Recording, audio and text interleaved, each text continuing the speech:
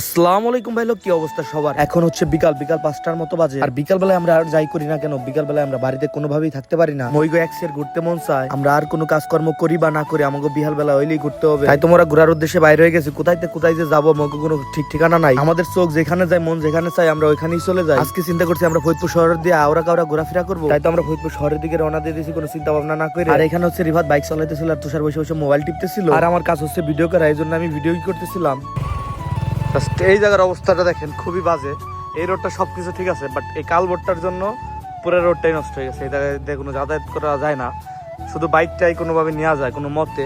Auto ছোট যাওয়া খুবই রিস্ক, এদিক দিয়ে হচ্ছে ঘুরে যাইতে হয়। আর আমরা ফাইজলামি জাউরামি করতে করতে দুষ্টুমি করতে করতে চলে আসছে হচ্ছে ব্যাপারীর দোকান। মইগো যাইতে হবে হচ্ছে ফরিদপুর শহরে, এনতে ভালোই দূরে। মই কোনো টেনশন ছাড়া আর হচ্ছে ঘোরাঘুরি করতেছিলাম, বিনোদন নিতেছিলাম। কারণ রিফাত অনেক ভালো একটা ড্রাইভার। অলরেডি প্রশংসা করতে না করতে ওদের বাইকের স্পিড বারবার বাড়াই দিতেছে। মোর এক্সের ভুল হয়েছে ওর প্রশংসা করা। আমিও বললাম যে গাড়ি ঘোড়া একটু দেখে শুনে চলা, আমি বাপের কালে এটাই জান পাইছি। এখনো মই বিয়ে শাদী করি নাই। আর মোরা চলে আসি হচ্ছে গজাইরে ব্রিজে। গজাইরে ব্রিজের অবস্থা বৃষ্টি নামার পর এক্সের খারাপ। গজাইরে ব্রিজ কোনো মতে পার হওয়ার পর আমরা চলে আসি হচ্ছে সামনে। ভাই লোক, আপনারা বৃষ্টি নামার পর একটা জিনিস খেয়াল করবেন, আশেপাশে যে ওয়েদারটা এত সুন্দর লাগে বলার বাইরে। কি চমলক্ষ একটা ওয়েদারটা দেখতে এক্সে ফাইন লাগতেছে। আর এইদিকে হচ্ছে আমাকে গাড়িতে তেল নাই, এই জন্য তেল ভরে নিতেছি। ভাই লোক, মোরা বেশি করে তেল ভরে লইতেছে, এই জন্যই যে আমাকে ঘোরাঘুরি কোনো ঠিক ঠিকানা নাই। এটাই হচ্ছে সেই বিখ্যাত এসি রোড, যেখানে স্কুল কলেজ খোলা থাকলে স্কুল কলেজ এবং ভার্সিটির কিছু শিশুরা এখানে এসে প্রেম খেলা করে, আরো কত কাহিনী যে করে।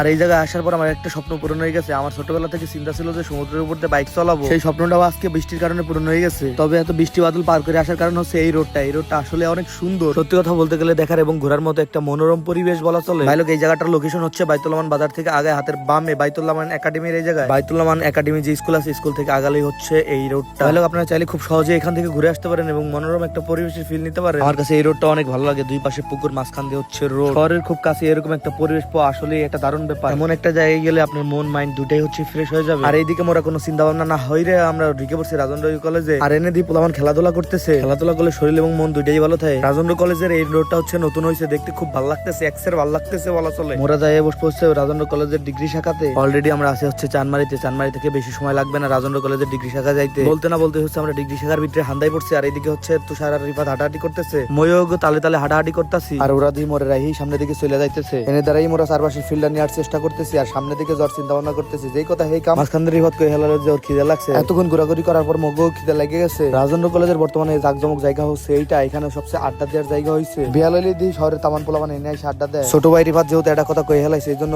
পিজ্জা খাওয়ানোর জন্য নিয়ে আসি ক্রেপ টাউনে। এই রেস্টুরেন্ট সব থেকে বেশি ভালো লাগে হচ্ছে এই রেস্টুরেন্টের ডেকোরেশন এবং এই রেস্টুরেন্টের পরিবেশটা আসলে অনেক সুন্দর। আমাকে যেহেতু প্রচন্ড পরিমাণে খিদে লাগছে, একটা পিজ্জা অর্ডার দিয়ে দিয়েছি। যেহেতু 10 ইঞ্চির একটা পিজ্জা অর্ডার দিয়েছি, সেহেতু তুষারের মন খারাপ হয়ে গেছে। যাই হোক, যেহেতু হাতে অমন টাকা পয়সা ছিল না, এই জন্য 10 ইঞ্চির একটা পিজ্জা বাধ্য হয়ে অর্ডার দিতে হয়েছে। আর এই দিক দিয়ে ওইটার মামা পিজ্জা দেওয়ার সাথে সাথেই তুষার কামড়াকামড়ি শুরু করে দিছে। রিফাত ভদ্রভাবে তার পিসটা সে উঠাই নিতেছে। ও খাওয়ান দিয়ে মোর মনে একসে শান্তি আইছে। পরে চিন্তা করলাম ময়ও খাওয়ান শুরু করে দেয়, মোরও খিদে লাগছে। তো আজকের ব্লগটা এই পর্যন্তই। Piece out, bye bye, tata.